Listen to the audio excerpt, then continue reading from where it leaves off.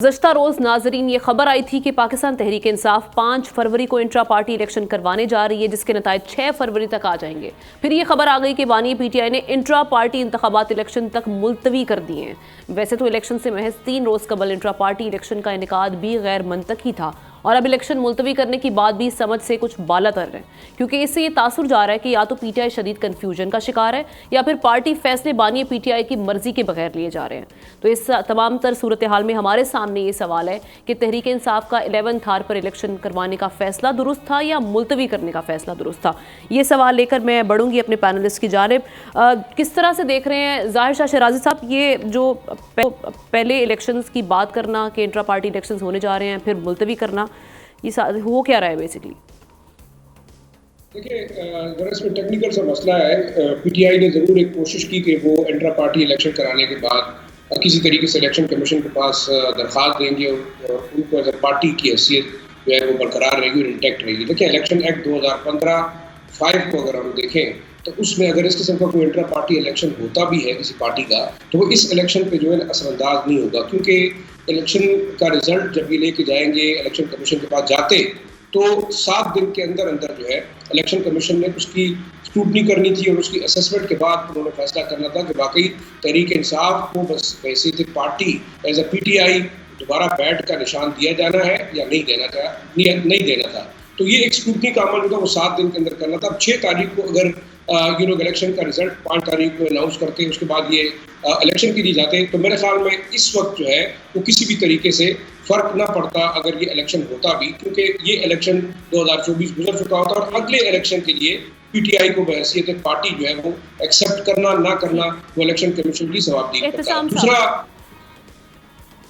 2017 का election act तो बड़ा वाज़ेह तौर पे आमना बताता है कि जी इस सूरत हाल में आप क्या कर सकते हैं। आपने देखा कि इनको 3 दफ़ा टाइम दिया गया इलेक्शन कमीशन की तरफ से, इन्होंने इलेक्शन नहीं करवाया, जो गलती की फिर उनको भुगतना पड़ा। और फिर इस पर तो आप और मैं चाहे लाख कुछ कहें, सुप्रीम कोर्ट ऑफ पाकिस्तान ने कह दिया कि जी आपने रूल्स फॉलो नहीं किए, जिस तरीके से इलेक्शन करवाना था आपने नहीं किए। और दूसरा हमने ये अकबर बाबर साहब जो है ना, इनके जो बुनियादी रुकन ना वो उनकी जड़ों में बैठ गए। आज भी उन्होंने प्रेस कॉन्फ्रेंस की है इनके खिलाफ।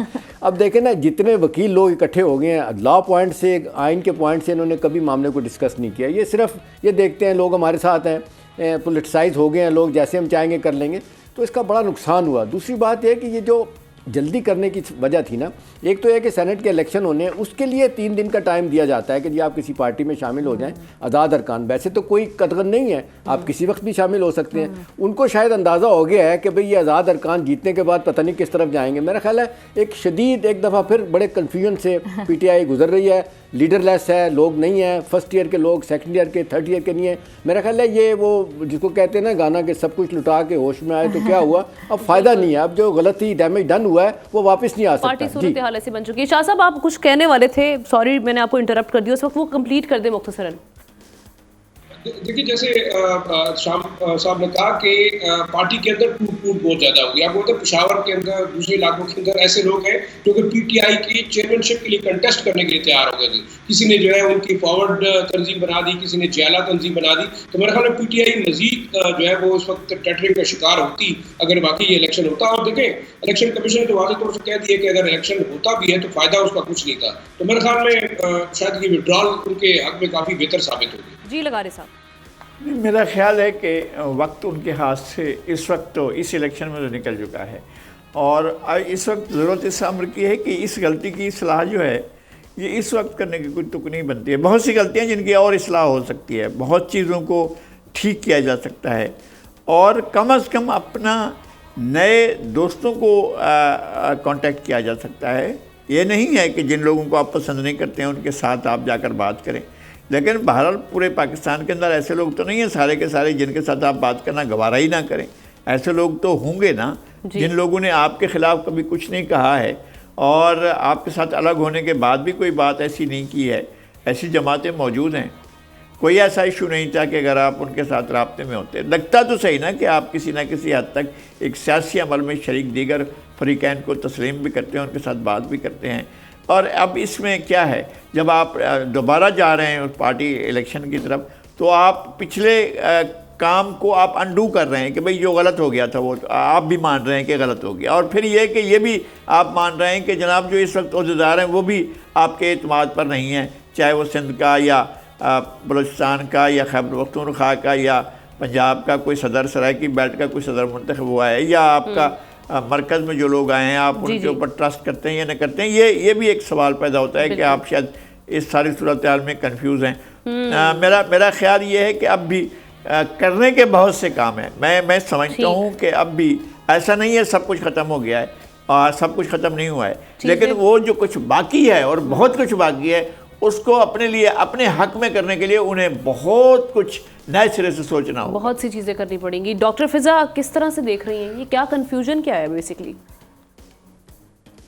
देखिए पीटीआई की बहुत सी गलतियों और जल्दबाजियों की तरह एक जल्दबाजी थी, गलती थी। इंट्रा पार्टी इंतखाबात मामला बन के रह गए। पहले अगर आप रूल्स को रेगुलेशन को फॉलो कर लेते, रूल्स को फॉलो कर लेते तो यहाँ तक मामला पहुँचते हैं ना। अपनी गलती माननी नहीं है, अपने गिरबान में झांक के देखना नहीं, कभी इलेक्शन कमीशन पे तनकीद, कभी अदलिया के खिलाफ महाज खोल लेना, कभी जजेस की किरदार कोशिश शुरू कर देना, फिर अपने सोशल मीडिया ट्रोलर्स को, वॉरियर्स को यूज़ कर लेना। इन तमाम इस सूरत हाल में अब ये हो भी जाता इंतखाबात सब, इसका कोई फ़ायदा नहीं था। जैसे कि बाकी तमाम तीनों पैनलिस्ट ने कह दिया, जो अब शाम साहब ने बड़ी अहम बात की कि सेनेट के इंतखाबात, उन्होंने इसका हवाला दिया और 3 दिन के अंदर अंदर आपने पार्टी का इंतखाब करने का, आप इस पार्टी को ज्वाइन करेंगे। ये हुस्न इत्तेफाक कह लें एहतशाम साहब, उसने इत्तेफाक कह लेना कि सेनेट के इंतखाबात का भी वक्त अब आ रहा है और 3 दिन आपको ज्वाइन करने के लिए लगने। और साथ उन्होंने बड़ी एक अहम बात की है, वो जरा दोबारा नाज़रीन तक पहुंचाएं कि जो आपने बात की शाम साहब हलफ लेने वाली कि पीटीआई ये जो आज़ाद उम्मीदवार है ये हलफ देने के लिए तैयार नहीं है। ये उनके लिए बड़ी मुश्किल है कि वो पीटीआई को ज्वाइन करेंगे। फिर जरदारी साहब बड़े मुतहरिक हैं, स्मार्ट मूव के बादशाह कह लें, आप मुफाहमत के बादशाह कह लें, वो बड़े मुतहरिक हैं कि वो बड़ी मुलाकातें करें आज़ाद उम्मीदवारों के साथ। तो आज़ाद उम्मीदवार जो हैं, फिर एक सवाल है अपने पैनलिस्ट साहब प्लीज़ ये भी पूछेगा कि जिससे हम अक्सर कहते हैं कि मंडियाँ सजेंगी, रेट लगेंगे, तो क्या वाकई आज़ाद उम्मीदवारों के रेट लगने का सिलसिला शुरू होने जा रहा है कुछ दिनों के बाद? जी बिल्कुल ठीक, आपने इस जानिब तवज्जो दिलाई है कि ये तो हम सभी फिजा इस बारे में जानते भी आए हैं, क्योंकि जिस तरह से जलसों में खुलेआम ये बातें हो रही हैं कि आज़ाद पर सबकी नजरें हैं, कैसा होता है। लेकिन जिस तरह से इस बार खुलेआम जलसों में बात की जा रही है कि जी आज़ाद पर सबकी नजरें हैं, आज़ाद हमारे साथ आ जाएंगे, तो वहाँ से काफ़ी चीज़ें जो है एंटिसिपेट की जा सकती हैं।